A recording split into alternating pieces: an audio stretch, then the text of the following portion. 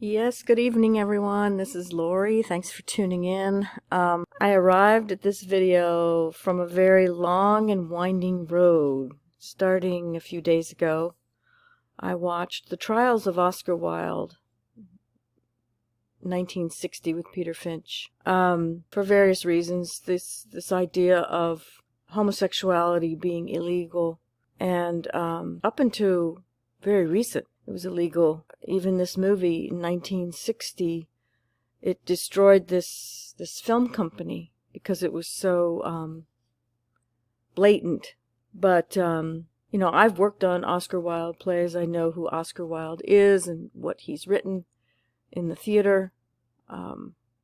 So I kind of was drawn to this movie and wondered about I didn't know Oscar Wilde was put in prison for homosexuality in the 1800s, at the height of his career. Peter Finch does a wonderful job of portraying him in this movie. So I was kind of compelled by the comments in this YouTube video. People had actually followed the court case and led me down the path of finding out what happened, because apparently after being the height and the darling of London in the 1800s, wealthy, etc., because of his affair with young Sir Frederick Douglass, whose father got between Oscar Wilde and him and started slanderously libeling him in public, saying he was a sodomite and queer. And apparently in the 1800s, when it was still illegal, it was a hot track for blackmail. There's another movie in 1961 called Victim with Dirk Bogarde, who I haven't transvestigated. I don't know whether he was, but he was supposedly a gay man. But it's all about these high-level ranking people, and they're all being blackmailed to keep quiet. People could blackmail you. If you don't pay me, I'll turn you in as a sodomite. And they did go to prison. They went to prison. And for anyone who has not read this, I didn't even know about this. I was led to this in the comments section. De Profundis by Oscar Wilde, which means from the depths. He wrote this in prison. I barely could read it. I was through my tears. It's one of the most beautiful pieces of writing I've ever read, about his reflection, his self-reflection, and his thoughts about Jesus and religion. It's really masterful, because he is a master of words. He's amazing. And it's beautiful, and it's heartbreaking, and about how he must learn to be happy and humble. And he actually, after he got out of prison, he and Frederick Douglass got back together for a year, but they were so ridiculed and humiliated by everyone, and he was just threatened all over again, and he died a couple years later. He went to Paris and kind of just hung out in bars and died. It's an amazing little piece of work. It's beautiful. It's just beautiful. And it breaks my heart, especially in contrast to the rest of this video that I'm about to talk about. That the common person, that homosexuality was a crime, to me is just so tragic. I think the religious laws were set up like the Nazi laws that I'm about to talk about. So paragraph 175 was a German criminal code making homosexual acts a crime. And it says all in all, around 140,000 men were convicted under the law. It could be up to 20 years in prison. So, and they also sent, in 1935, in the prosecutions that followed, thousands died in concentration camps as a widespread social persecution of homosexuals took place. And if you watch the testimony of Rudolf Brazda, last of the Pink Triangles, he tells his story. He absolutely has the ring of truth to telling his story of what happened and how he was persecuted and made to wear a pink triangle. And people of other religions like Jehovah's Witnesses had to wear green triangles. All all certain social stratas had different colors. And then there's a book called The Pink Swastika. So then I ran across Martin Damon's book, Soldiers in Dresses, the Nazi cross-dressing soldiers. I was like, what?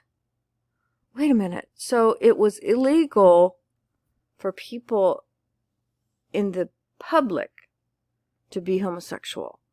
But this was going on in the Nazi army? He gathered all these World War II pictures from albums and went through hundreds of them, discovering these soldiers cross-dressing.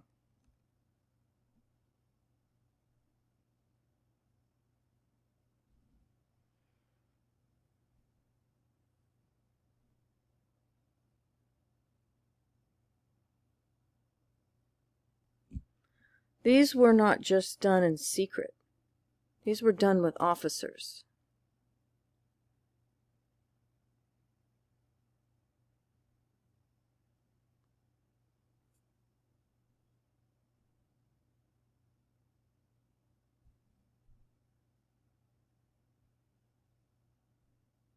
So what is going on?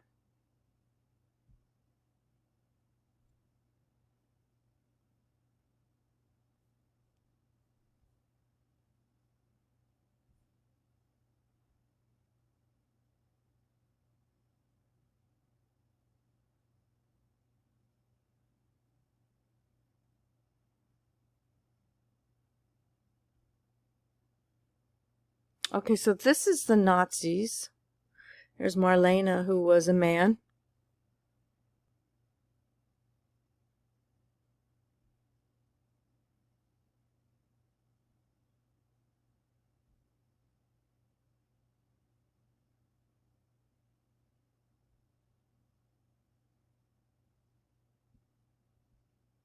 And here are the British ones during wartime.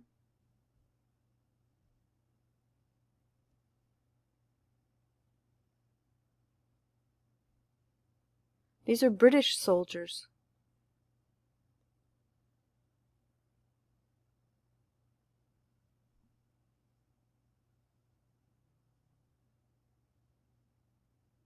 This is not just fun and games. This is serious psychosis. So this person apparently became the pinup. This one was so believable, it became the pinup of everybody in the war. So this is now from a thing called My Buddy systems. World War II laid bare. My Buddy. Photographer Michael Stokes' massive collection of more than 500 images of horseplay and fraternity is a treasure. My Buddy system, where they do everything naked. What's this? They have to stand there in a line with their pants down while this sergeant or whoever goes up and down looking at them? It's disgusting. This is the Marine version, where crossing the equator, it's called Crossing the Line Ceremony, and it's like centuries old, where they dress them up, they do a hazing ritual, they dress the men up like the King Neptune, Queen Neptune, and haze them.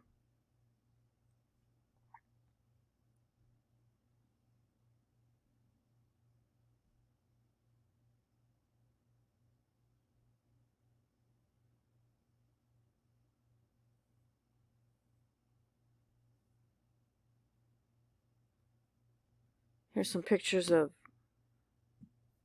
the ceremony.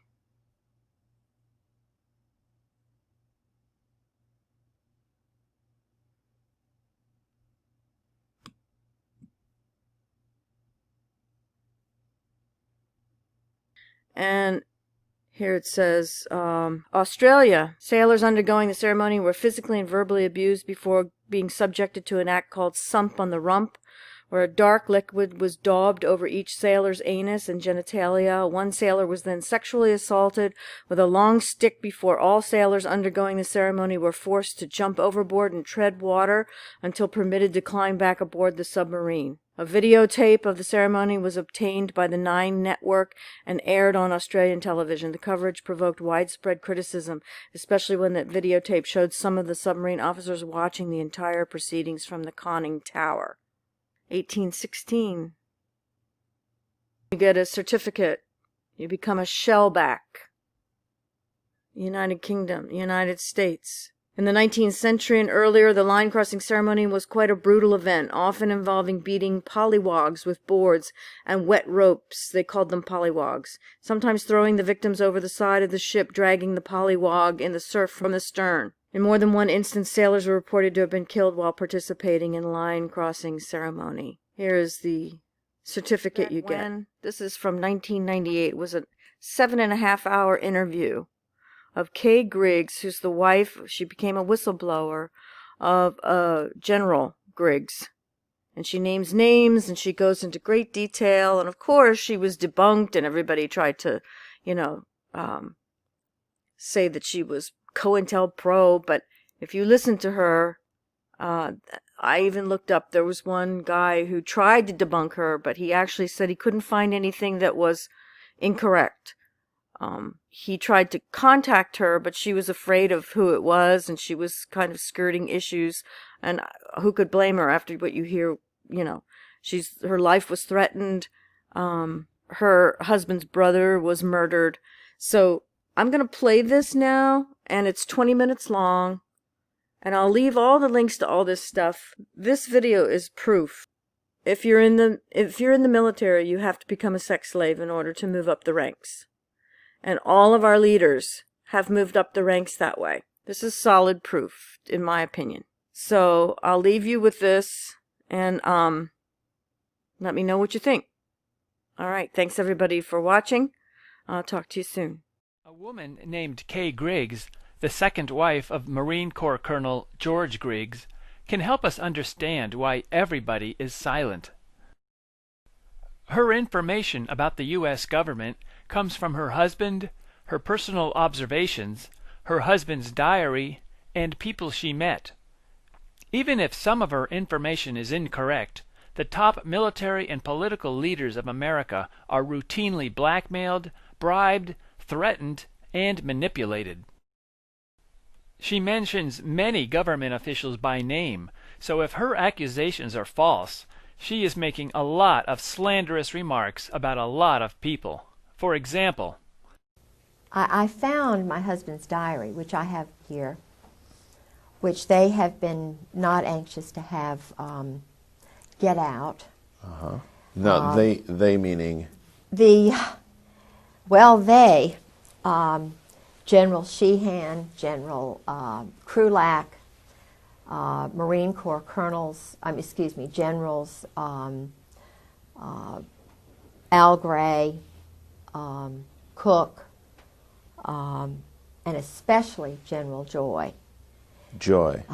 General Jim Joy and General Carl Steiner they're evil men. And they are in this diary meeting with my husband almost every day in Beirut. They trained the men in black who killed those people in Waco. Not only does she claim that Waco was a deliberate killing, but later in the interview she says that the military knew that the Marine Corps barracks was going to be bombed in Beirut, Lebanon. That bombing occurred in 1983, and more than 200 Marines died. The official story is that the bombing was a result of Arab terrorists. She doesn't explain why the military would allow hundreds of Marines to die, so we are left to wonder if the bombing was intended to give the Marines an excuse to get out of Lebanon, or if it was intended to create anger towards Arabs. As with the September 11th attack, the Oklahoma City bombing, and the killings at Waco, it is difficult to find a sensible motive. But perhaps Kay Griggs is correct that many top government officials are under the control of criminals and lunatics. She explains that one of the methods to control government officials is to pressure them into doing unusual sexual activities, which can then be used to blackmail them. She believes that some universities have special fraternities for this purpose. For example, Princeton University has a fraternity called Cap and Gowns, which her husband belonged to. Yale University has a fraternity called Skull and Bones. Supposedly, President Bush and John Kerry were members of that fraternity. To most people, and to some of its members, these fraternities are meaningless organizations, but she believes some of them are used as recruitment centers for government officials. George got into Cap and Gown, which is the same kind of fraternity. I mean, it's an eating club at Princeton for intelligence officers.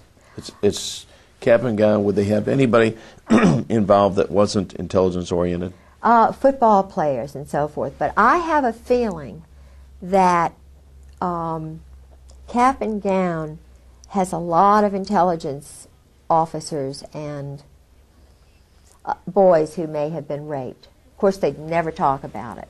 Right. But I know that the initiation is, they get very drunk, and even in the Marine Corps they do that. It's called dining in.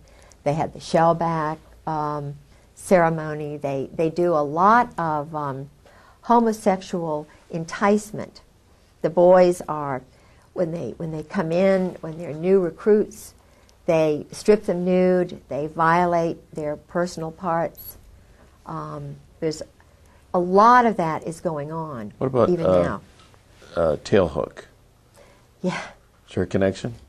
Yeah, sure, because the cream of the crop is doing this. They're having group sex parties. And that was a Navy operation too, wasn't it? Yeah. She points out that tailhook has a double meaning. You know what tailhook means, don't you? No, what is tailhook? Uh-oh. I got a feeling. Yeah. Is it a homosexual reference? Yeah, sure. Really? Sure. Did you know that, Steve? Isn't it something? Yeah. And the average person on the street has no idea. No. She accuses a Marine Corps general of being a cherry Marine. What I want to tell you about General Al Gray, my husband was the chief of staff for General Al Gray, who was the commandant of the Marine Corps. And I probably shouldn't say this on the tape, and you all can get rid of it, but he's a homosexual. Gray.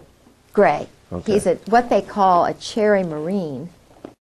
She then describes the initiation ceremonies in more detail and noticed that her husband is one of the sources of this information. I mean, if this really got out, that these guys are all inducted because they've got some kind of homosexual thing on them. Indoctrination. I mean, or induction. They have to do that. Yeah. They do that. Yeah. Even in if a coffin. And it's even now coming into the military totally. The chiefs do that.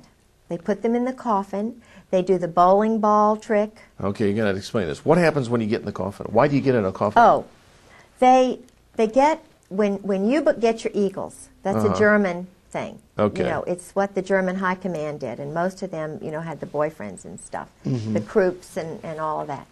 It is a German thing that they say goes back to Greece, and it's all the male Marine-looking men that they do it with. See? So now the chiefs have to do that. What they do is they get, George said it's like a zoo. They get everybody really drunk, and they sometimes call it dining in. Shellback is another time that they do it. Not everybody does it, but the ones who do it, if they're young, they get right up to the top. It's a... Okay, well, what actually do they do? They've got a coffin, they get inside anal this... sex. Oh, that. They put them in the coffin and they do things. Okay, they perform things on each other. Yeah, while they're all around there going drunk. And I see. So there's a guy in the coffin. yeah, and he's the one who is the recipient of all the acts. Right, right. Yeah. Probably safe to conclude these are oral sex acts on this guy or something like that. Okay. Yeah. Oral and anal, whatever. Yeah. But what's the significance of the coffin? I don't know. Although she never explained what the bowling ball trick is, you should ask yourself, would a top military official, or any other man, tell his wife that he was pressured into joining these bizarre ceremonies if they were not true? Not every man in the military is enthusiastic about homosexual sex, so there are also orgies with women. These orgies are going on all over the Mediterranean, that the captains, lieutenants, the men who rise to the top are the ones who are picked to play the games, the pool parties, the nude pool parties. And they have secretaries who come in. I've talked to 3 guys, and of course my husband, who went to these parties. But what they do is, and this is General Al Gray, who was the main prime mover, they would go to a place like Aix-les-Rosés, where Charles Caddock, this teacher who inducted, got my husband into it, he retired in one of these all-male party houses on the Mediterranean. I mean, that's where and my husband kept up with him all through the years. But these sex parties and orgies, they're all homosexual in nature, or is there some heterosexual? They start off with the wild secretaries. It's kind of, my husband did those in Indonesia. He did them at a place in Northern Virginia with his first wife. She was told by military leaders and their wives that this is normal. What percentage do you think of these higher-up people are bisexual? Oh, all of them. If they're in special operations, if they're Marines, they're all bisexuals. They've all had to do it in order to get to be a bird colonel. The SEALs, it's kind of like the fast road to the top. So a guy could not be a SEAL without having. Oh, I don't believe so. I haven't met one that I don't believe would have done it. And judging from what a couple of colonels told me, that's the norm.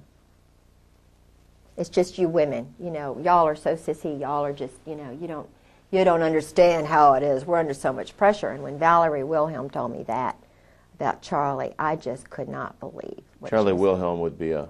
He's a general now down in Miami. And she was just saying, oh, well, he's run around. He has to, she said. He's under so much pressure. And she was saying that, of course, I had met Charlie in Norway, and Charlie is sort of someone my husband just idolizes. And and Michael O'Boyle is another one. Michael is my husband's special friend. After watching all 8 hours of her interview, when I see a top government official, I find myself wondering, did this guy get his promotion because he joined in on the homosexual sex? What about this guy? Or him? This one? Do the Air Force generals do it also? Kay Griggs implies that General Al Gray enjoys the homosexual sex, but I would expect some of the men to become fed up with it after a certain number of years. After all, how many times would you have to be pressured into homosexual acts before you refused to do it? Whoever has control of the U.S. government has to deal with the men who become rebellious. Kay Griggs suspects that murder was used to keep her husband under control. And you see, my husband is frightened to death. I believe that his brother was murdered to keep him in, because he had gone through 4 years of this mind control. And the man who did it, you can see this on the video, his name was Charles Caddock, and another man named Alexander Robinson. She also suspects other people were murdered, such as former CIA Director William Colby. She also mentions the technique of condemning a person to a mental institution, which almost happened to a person named Bob. There were a couple of others, Paisley, who was murdered almost like this other man. Paisley was murdered like William Colby.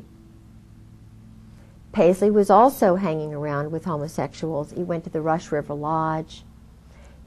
That is the one. So did Bob Woodward. Bob Woodward, you know. The reporter? Yeah, yeah. Henry Kissinger was a well-known, totally a homosexual, not even both ways. And so his wife is a marriage of oh, it's just a convenience. Yeah, and he might, you know, maybe he's discovered women in his late age, I don't know. But, no, I heard through a very well-grounded German that Henry's best friend's father told Henry to stay away from him, and that's why Henry left. The family were embarrassed, and Henry went to Britain where they did this, and then changed his name from Heinz to Henry. And I interviewed a man named Bob, who's an Army enlisted person who told me about Henry in Cambodia.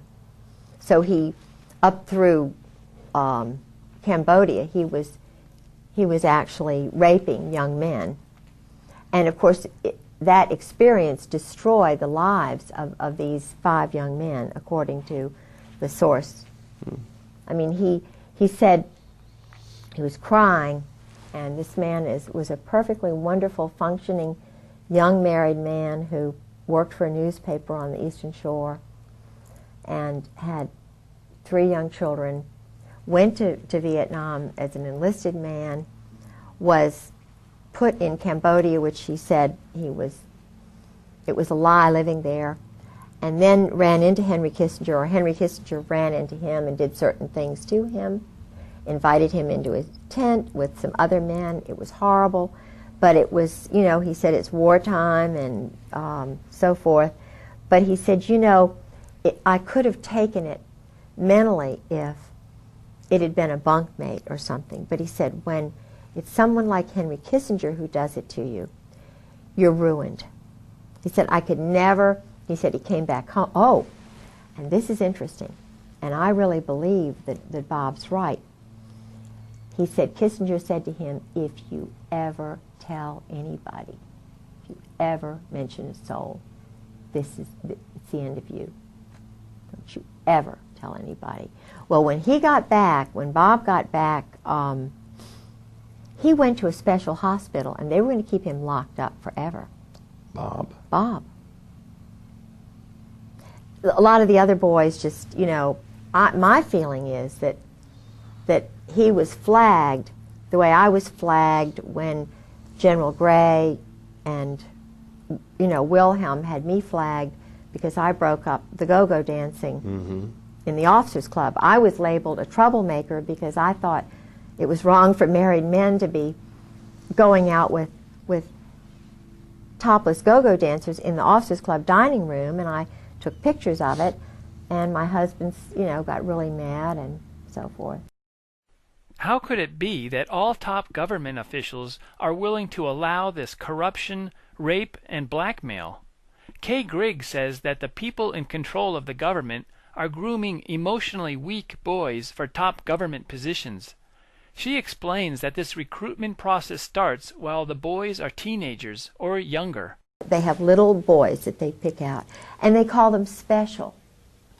They use the word special, meaning elite, irregular, in order to entice these boys because they don't have much ego.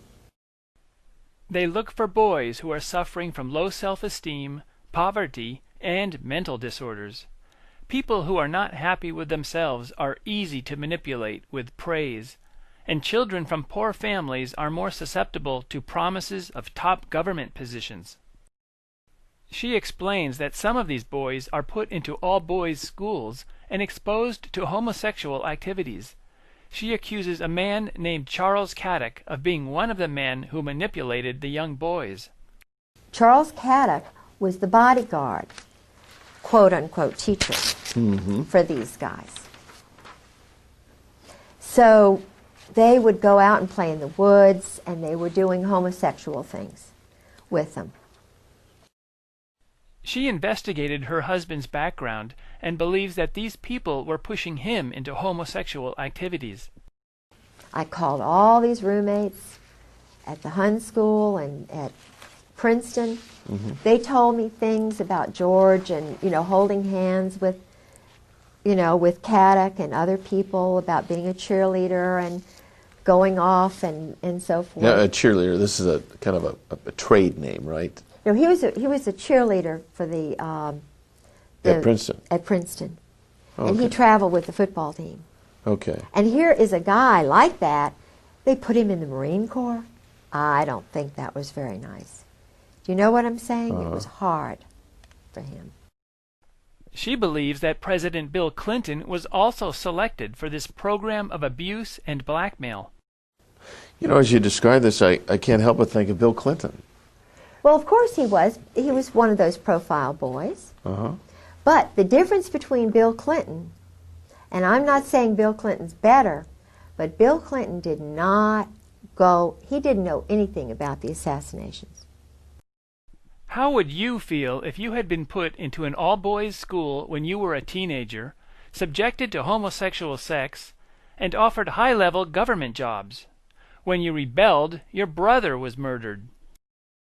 Kay described her husband as drinking every day. He would often pass out on the floor and even in the yard. Sometimes he would sit naked in his room. His attitude was often unpleasant, and he was sometimes very violent. You might think that a government official could hold a press conference and complain about the corruption, but unless he is given support by other government officials and the American people, he will meet the same fate as the other people who resisted.